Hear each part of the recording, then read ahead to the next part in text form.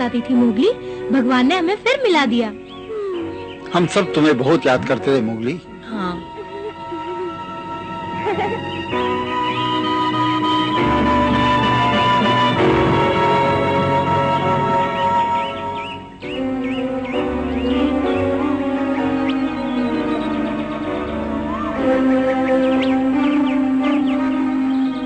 तो इसका मतलब राधा के पिता अब इस दुनिया में नहीं रहे? यही बात है मोगली। जब हम राजनगर पहुंचे, वहाँ बीमारी फैली हुई थी और राधा के पिता भी उस बीमारी की चपेट में आ गए। वैद्य, हकीम सबको दिखाया, लेकिन कोई कुछ न कर सका। पिताजी बहुत बीमार थे और धीरे धीरे वो अपनी सहन शक्ति खो बैठे। फिर एक दिन चल बसे। हमने संजय को इसी गांव में दफनाने का फैसला किया, जिसमें उसका बचपन और जवानी गुजरी थी।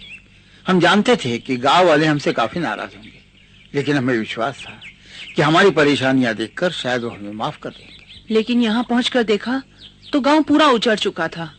पता नहीं ये सब किसने किया। लेकिन मैं जानती थी कि ये काम मोगली और उसके साथियों का है। बताओ मोगली, मैं ठीक कह रही हूँ ना? ये सब कैसे हुआ? मैं बताता हूँ।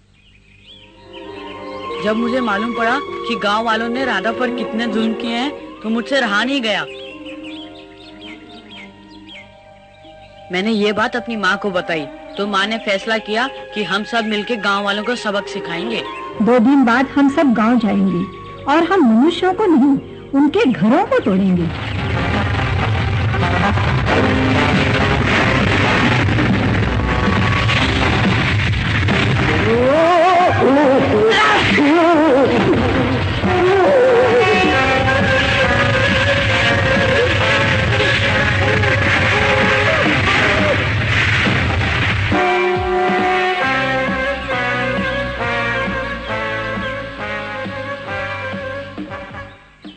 उस दिन के बाद जंगल बदल गया। चारों तरफ शांति हो गई, एकदम खामोशी। हाँ। देखा, मैंने जो कहा वही हुआ ना? विश्वास नहीं होता, तुमने बंदूकधारियों को भगा दिया। जंगल के जानवरों को देख के उनके हाथों से बंदूकें गिर गई। देखते ही देखते वो सब भाग गए। शायद गांव वाले बहुत डर गए होंगे। उन्होंने मेरे परिवार के साथ जो भी किया, फिर भी मैं उनकी तरफ से माफी मांगता हूँ। अब पुराने दुखड़े रोने से कोई फायदा नहीं। बड़ी बात यह है कि हमें मोगली मिल गया। हम बड़े भाग्यशाली हैं। क्यों राधा, ठीक है ना? हाँ, क्यों नहीं।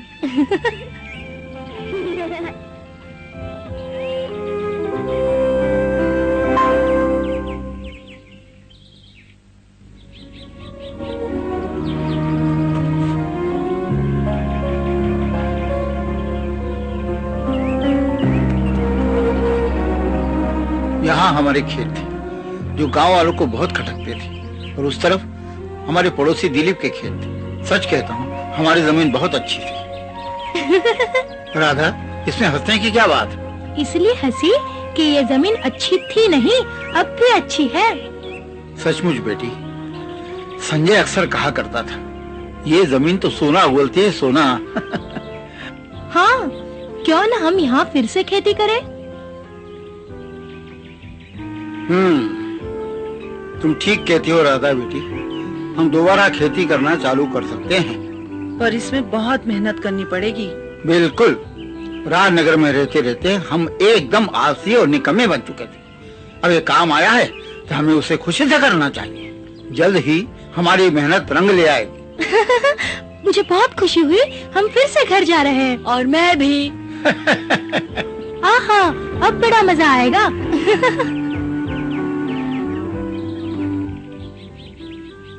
ये वो जगह है जहाँ भैंसे चराया करते थे। बिना जानवरों के ये जगह कितनी सुनी लग रही है ना बेटी? तुम बहुत तेज दौड़ते हो मोगली, मैं भी एक दिन तुम्हारा मुकाबला करूंगी। देखा बेटी, राधा कितनी खुश नजर आ रही है। हमने गांव आकर बहुत ही अच्छा किया। मैं जानता हूँ ये काम कठिन है, लेकिन भगवान ने चाहा तो सब ठीक हो जाएगा। लेकिन हम यहाँ कैसे रहेंगे? हमारे पास तो कुछ भी नहीं है, रुपया पैसा। सच कहती हो उषा। हमारे जानवर भी पता नहीं कहाँ होंगे। हम खेत कैसे जोतेंगे? पता नहीं, मुझे कुछ समझ में नहीं आता। दादाजी क्या सोचने लगे? यही कि जिंदा रहने के लिए हमें खाना चाहिए और खाने के लिए खेती करनी होगी और खेती करने के लिए हमें जानवर चाहिए। उसकी क्या जरूरत है, आपके जानवर तो यही हैं। क्या क्या कह रहे हो मुगली? इसका मतलब है कि हमारी भैंसें कहीं आसपास ही होंगी। हाँ बिल्कुल, गांव वालों के जाने के बाद सभी जानवर घबरा गए थे, लेकिन हमारे साथी भेड़ियों ने उनकी रखवाली की है। वो सब नदी के उस पार हैं। ये तो बहुत अच्छी खबर है। सुना बेटी, कुछ सुना तुमने? हाँ पिताजी, मोगली ने ये खबर सुनाकर हमें नई जिंदगी दी है। अब हमें मेहनत करके कामयाब होना है। और हम जरूर कामयाब होंगे बेटी, देखना हम हमारे खेतों को फिर से हरा भरा कर देंगे। अब काम शुरू करना चाहिए। हाँ पिताजी, हम सब तुम्हारे साथ हैं। तुम हमारी मदद करोगे मोगली? ऐसा मौका फिर कब मिलेगा?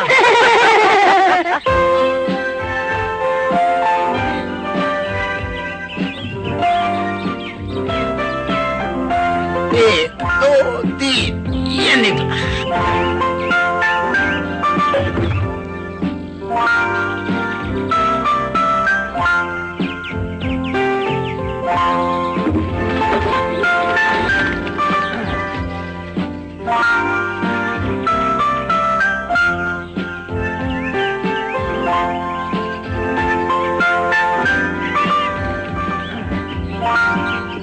चलो, आज के दिन बहुत काम हो गया, मानना पड़ेगा। मोगली ने हमारी बहुत मदद की है। ये एक संयोग है कि मोगली हमें दोबारा मिल गया। हम भाग्यशाली हैं। हाँ बेटी, पिछले दिनों हमारे सर पर जो मुसीबतों के बादल घिराए थे, अब वो धीरे धीरे छटते जा रहे हैं।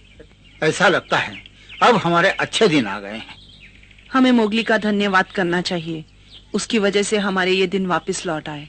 हाँ बेटी, मोगली हमारे लिए तो वरदान साबित हुआ है और राधा के लिए तो अवतार बन के आया है ना राधा बेटी? हाँ, शायद आप ठीक कह रहे हैं।